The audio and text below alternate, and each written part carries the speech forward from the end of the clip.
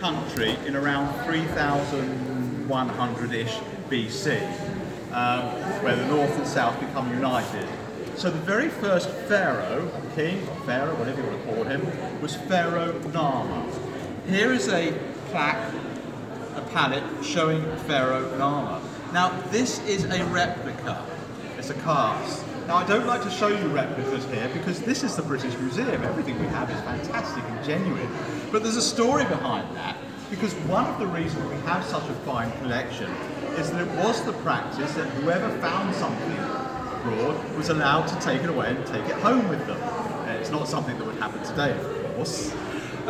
So this was thought to be so important that they would not allow it out of Egypt at the time. It shows Pharaoh Narmer holding a knobbed stick in one hand, about to strike a small tribesman who he is holding by the hair in the other hand, with the other hand.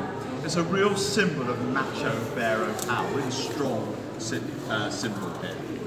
If we move along here, let's come forward slightly. This black plaque you see on the blue panel, I've got an enlargement here to help you see it.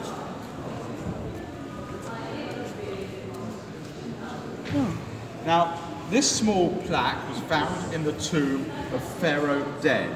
He died in around 3000 BC, so still really, really early.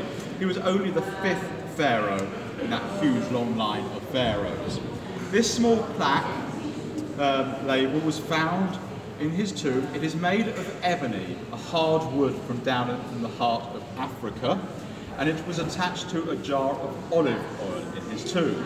Now on the left, you see in that magical language of the Egyptians, his name in that blue square, which says Den, and sitting on top of it is the falcon god Horus, the god mostly associated with pharaohs.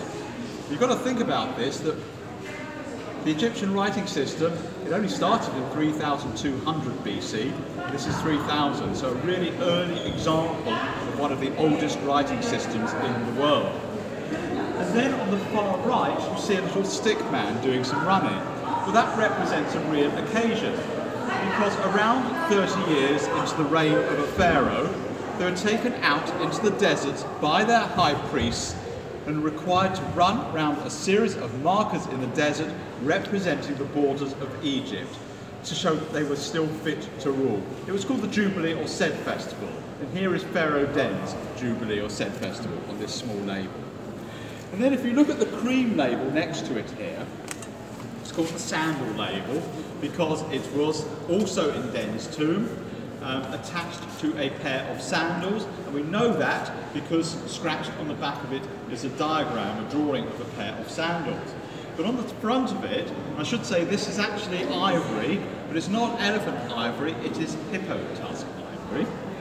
But you get that same pose that we saw with Narmer, of that macho pharaoh striking a small tribesman. This time we have writing on it, and the writing on it says first occasion of smiting the east. And we think it's a really early expedition into Sinai to bash up the local tribesmen. And we've got evidence for that, because if you go to the turquoise mines of the ancient Egyptians, still in Sinai, you'll see painted on the wall there a wall painting that looks very much like this. And we believe that as part of Pharaoh Den's Sed Festival, he was sent out on military mission. And that's a drawing of it here. Now, as well as all these fantastic items in the tombs, they wanted games for the afterlife, entertainment. This is a game found in the tombs of the Egyptians. This round disc here is a game. It is called the snake game, or mayhem. And you can see there is a snake coiling from the outside of the disc into the middle. And the idea is that it is played with up to two teams of up to six, racing marbles from the outside of the disc into the middle. Now it sounds very much like a modern game, but of course they could not have used dice to decide how far to move those marbles, because dice were not invented until much later with the Romans. So maybe they used throwing sticks instead. And then those small lions you get on the blue panel there, they're part of the game. We know that because there's a painting of it. They're very worn underneath, but we've absolutely no idea what part they played with the game. There's no instruction manual with it.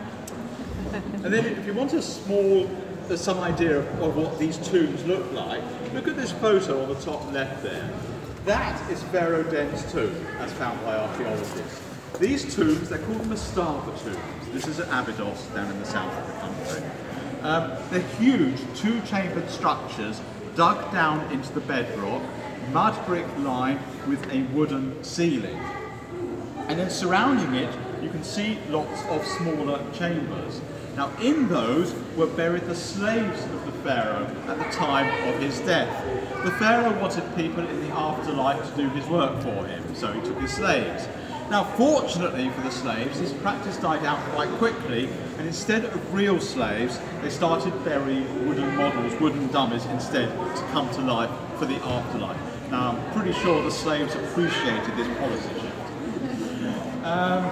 So what you've got to think about with these mastaba tombs, this is 3000 BC, they actually formed the basis for the pyramids because they started stacking those after a time, putting smaller and smaller ones on top, so you get an idea of how the step pyramids emerged. Then you smooth the sides down, you end up with the pyramids we're familiar with, like the ones at Giza. So this is 3000 BC, and by 2500 BC we've got the pyramids at Giza. So it took 500 years for progress to take place there. I think we evolve our buildings quicker these days. Anyway, we'll move next door and we'll look at some more of the treasures from ancient Egypt. I just want to be into the next gallery.